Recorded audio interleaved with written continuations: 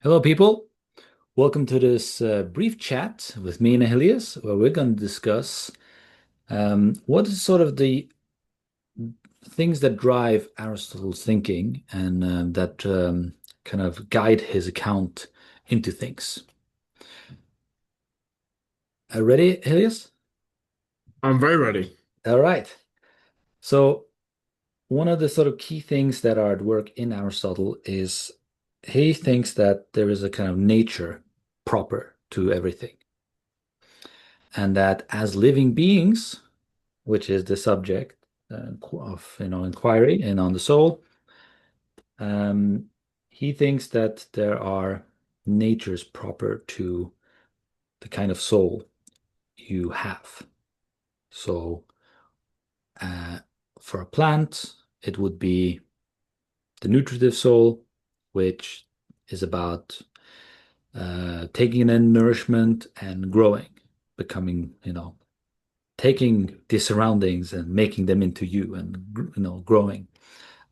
So a plant sort of thrives or finds fulfillment in that. That is its, so one might say, a nature proper to it.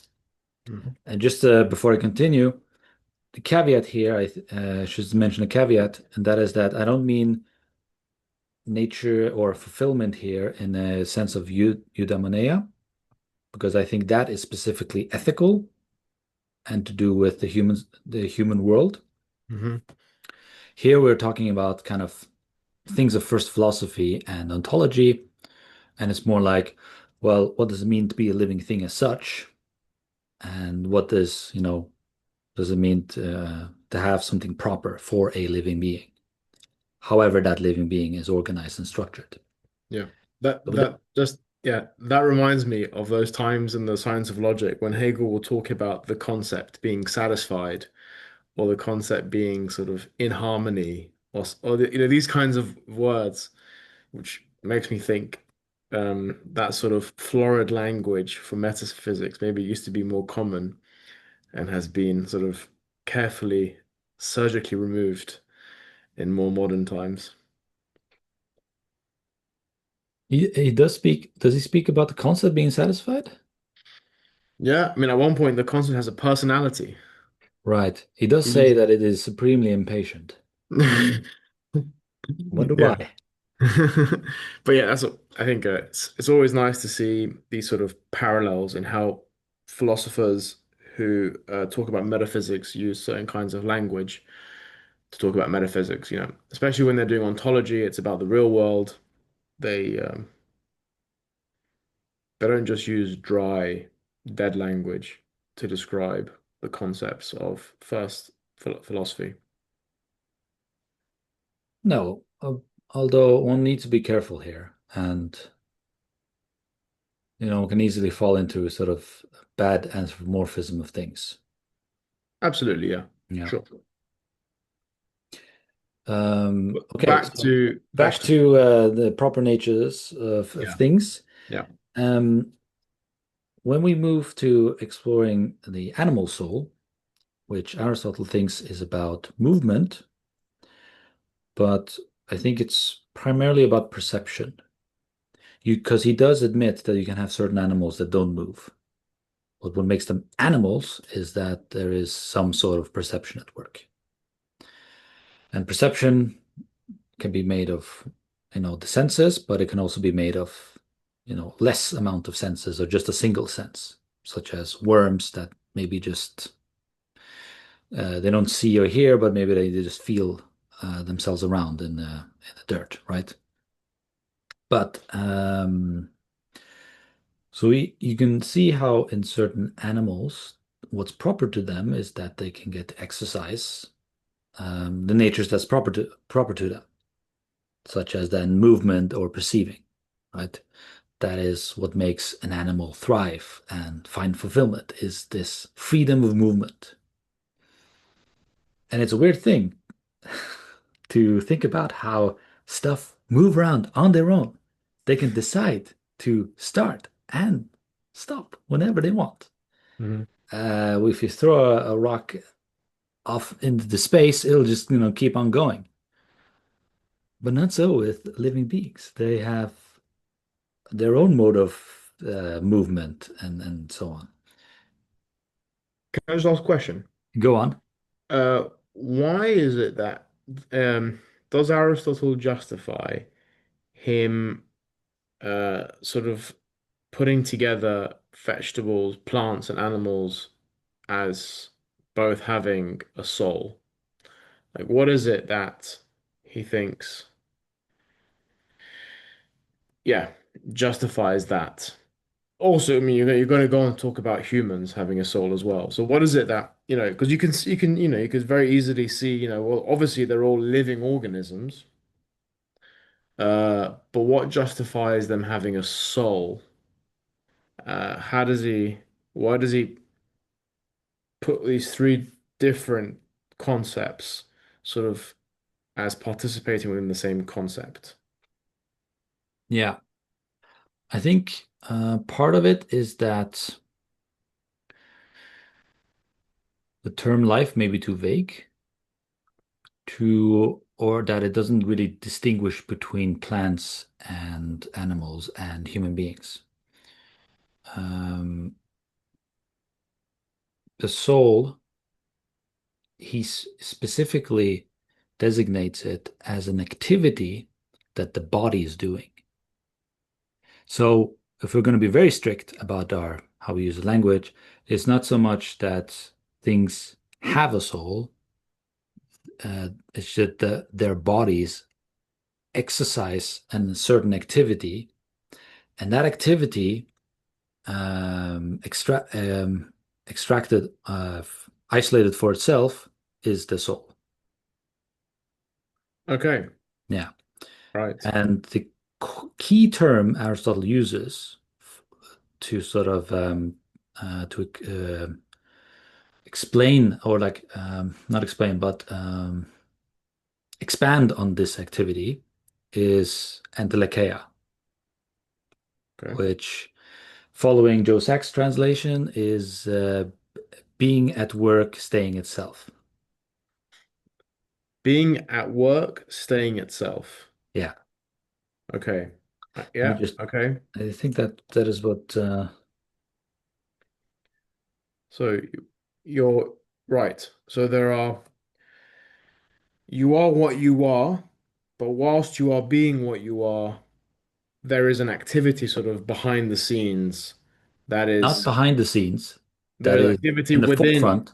yeah, within the whole process that is what you are. Yes, but one of the core key things that that activity is doing is maintaining itself Right. so that it can maintain itself. Yeah. Okay, Yeah. nice. So there's So this, so you got this sort of the dynamism of the activity maintaining itself and sort of the more sort of static aspect of you are what you are, even though what it is for you to be is this constantly sort of self-maintaining active thing. yeah. So you have the term energeia, which mean like, which would, following Joe Sachs again, his translation is being at work, but that only sort of gets um, that doesn't get it far enough. Mm. Being at work, staying itself kind of fleshes it out further, and Yep. that more aptly kind of captures the kind of activities that living beings are doing. Yep. Okay. Yeah, That makes sense. Yeah. Very yeah. nice. So the you can find being at work and being at work staying itself variants in nature that are not living, Hmm. but all living things and all things that have souls must have this feature. So it cannot be anything that is not being at work staying itself. Interestingly, I think even the term entelechea is something Aristotle invented. It combines completeness Hmm. and something else. Wait a second. I have it written down in some of my notes somewhere.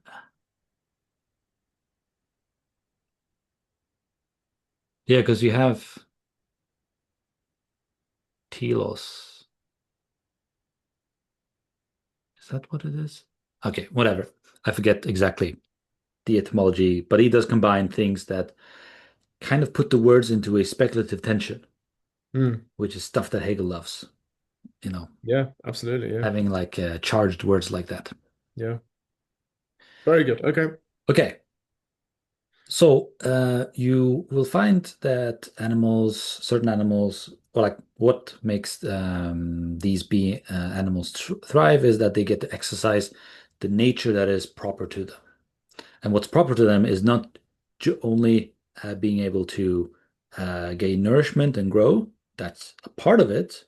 So they have something of the nutritive soul in the animal soul, Mm. but that wouldn't be sufficient. They also need to exercise what's special to them, which is the animal soul, which is movement and perceiving. So they need to have to be able to exercise this in order to, be at fulfillment uh, with the kind of beings that they are. So I use the example of a bulldog in the course who uh, who loves, going up um, steep hills because that gives him a form of achievement or something like that. So he'll find those anywhere and just go up with them for its own sheer joy, right? Hmm. But then we get to the human being, Right. and there we have the rational soul. Mm. And it becomes a little bit more tricky because, well, what is the purpose or what is the sort of nature that's proper to a human being?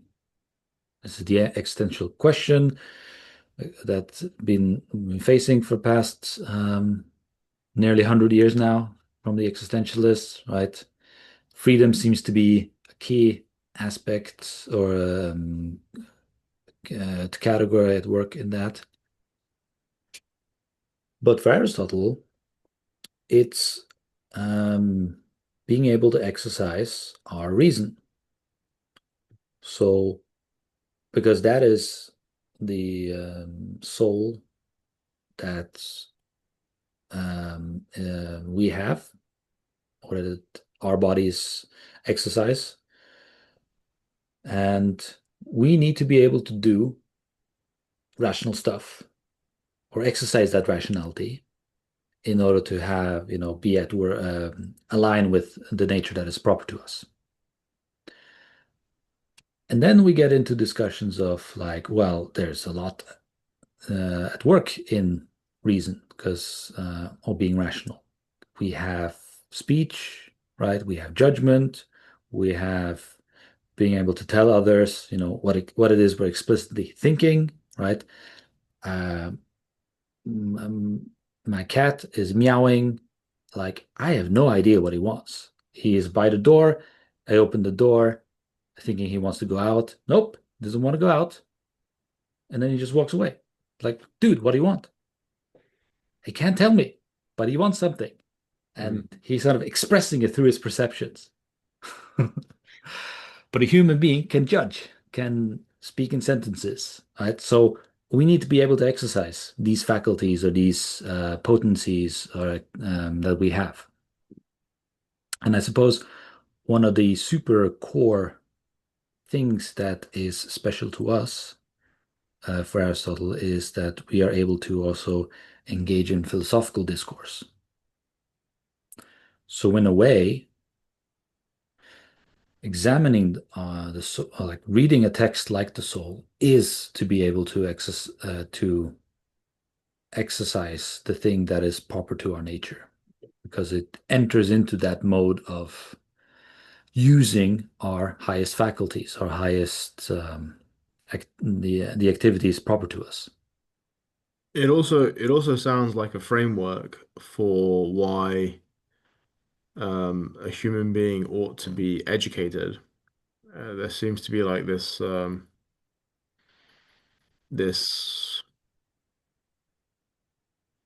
if you're going to say that what it is for a human to be fulfilled, uh, sort of in the sense of in harmony with what it is for them to be human.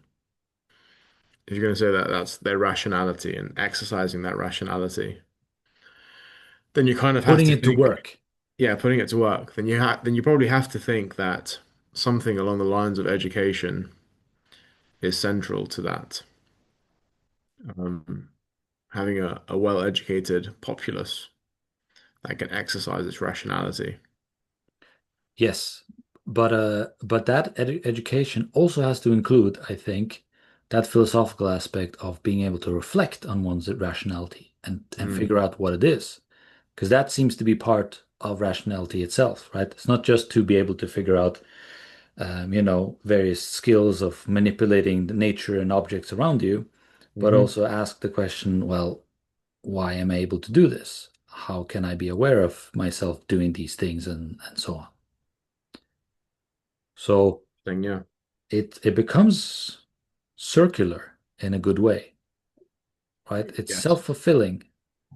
So doing philosophy uh, gets you into that mode of exercising the things, nature that is proper to you, because it gets you into that mode of figuring out what rationality is, which is a project only rationality can embark on. Yeah. Yeah, yeah. Very nice. So, sorry, existentialists, it's not freedom that's important, it's the excellence of reason. Yeah, it's you being at work, staying yourself Yeah. in that realm, right? Hmm. And so I suppose there could be a certain freedom in that as well, but it's not just freedom. It has to be a rational freedom. Yeah.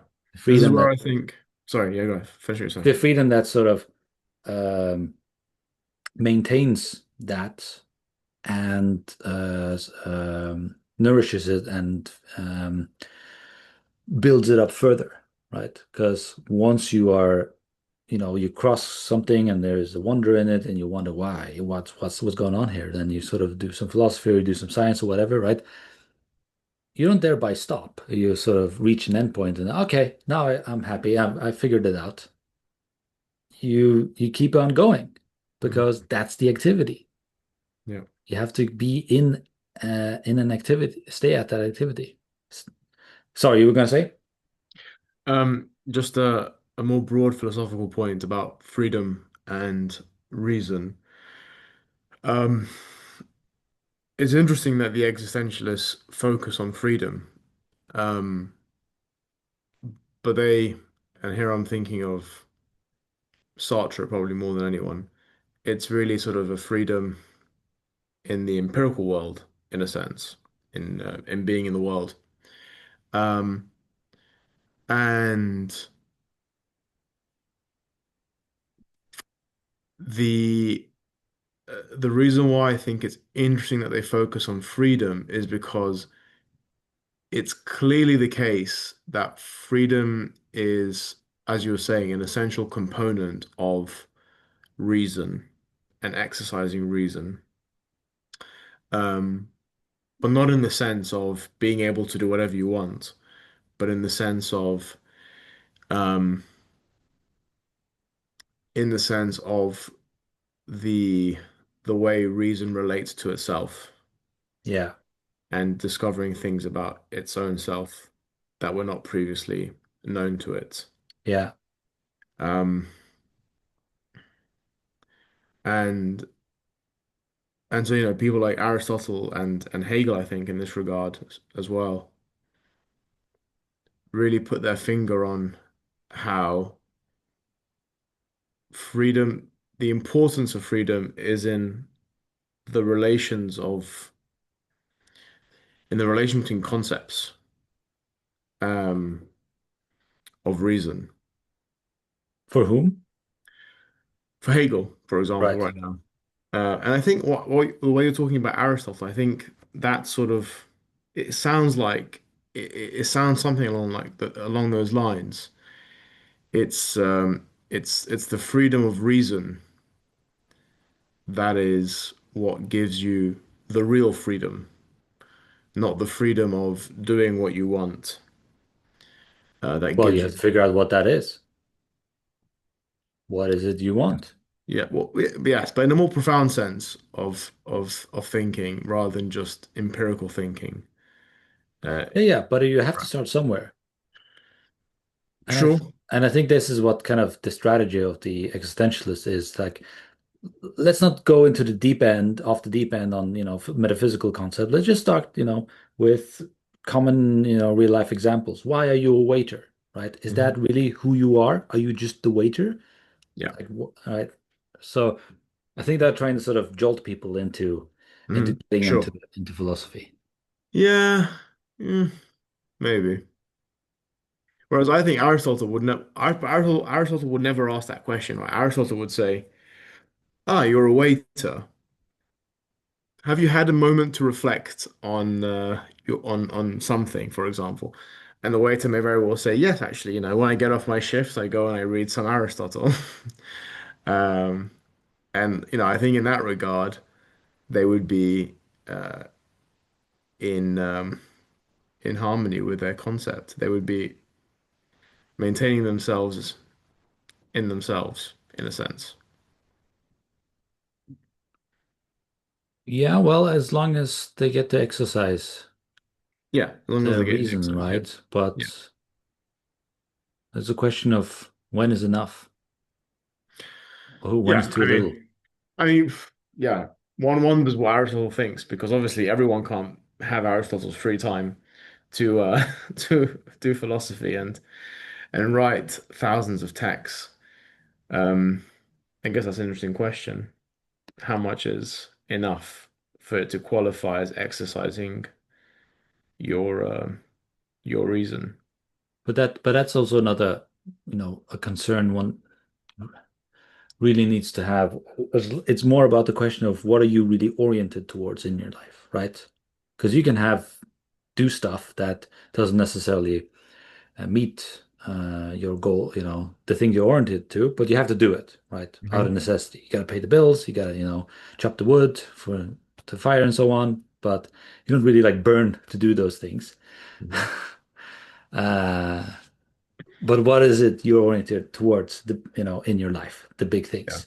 Yeah. Exactly. That's what I was getting at. Yeah. Um, yeah. Okay. Very nice. I mean, it sounds like I should just pick up the text. I have it there. I should pick it up and I should just read it because it sounds quite good, actually. It's fascinating text. Um, it like all great philosophical texts, they keep on giving. Yep. And what you get with Aristotle is a surprisingly simple way to get at things, right? It's almost like what I just said about each thing having its proper nature as a living thing, right? And then you find, certain things in plants and animals and in a human being, and then, well, human beings being able to re exercise their reason. You don't need anything else. That's it, right? You see, uh, we don't need to complicate the picture any further. Yes, but unfortunately, it's the kind of explanations that contemporary philosophers would find very dissatisfying. I'm thinking of cognitive scientists, maybe, or philosophers of mind. But yeah, I mean, it's a very compelling, maybe even a very intuitive um, Well, I explanation. don't think Aristotle sort of closes the book on things. I think he Mhm. opens it. He gives us a really good base and a really good methodology, but there's a reason why there came like thousands of years of commentators after him. He didn't, there are, we'll be looking at a few of them in the course. This bad boy, Averroes, Yeah, very nice. Okay. yeah, The long commentary. Is there a yeah, short commentary? he wrote other commentaries, but this is like the final one, which turned out to be the longest, and so it's a long, they called it the long one. Right, okay. And once you read some of these commentators, they'll be on Aristotle, and you think like, damn, yeah, Aristotle like didn't really expand on this and that. But once you read Mhm. the other guys, and you see like, oh yeah, there is really room to like really like open things up here. Very nice. Yeah, and somewhere along the thread of history, I think these guys kind of like became abandoned or disconnected because there was a long lineage of people thinking and working on Aristotle up to Yeah. Aquinas and right. But then since Descartes, it just like started again, The rise reset. of the new, unfortunately, the rise of the new science was accompanied by the demolition of Aristotelian philosophy. Yeah. And in large respect, that I think is very fair. It had to happen. Mm, Um, and yeah. I want to say that maybe a lot in that tradition wasn't Aristotelian in spirit, but only Aristotelian kind of in Right. form.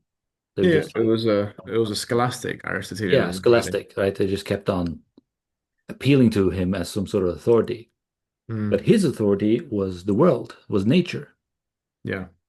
And that's where he figured things out. And to be a really good Aristotelian was to just do like Aristotle, go out there and observe stuff and think things through Mm.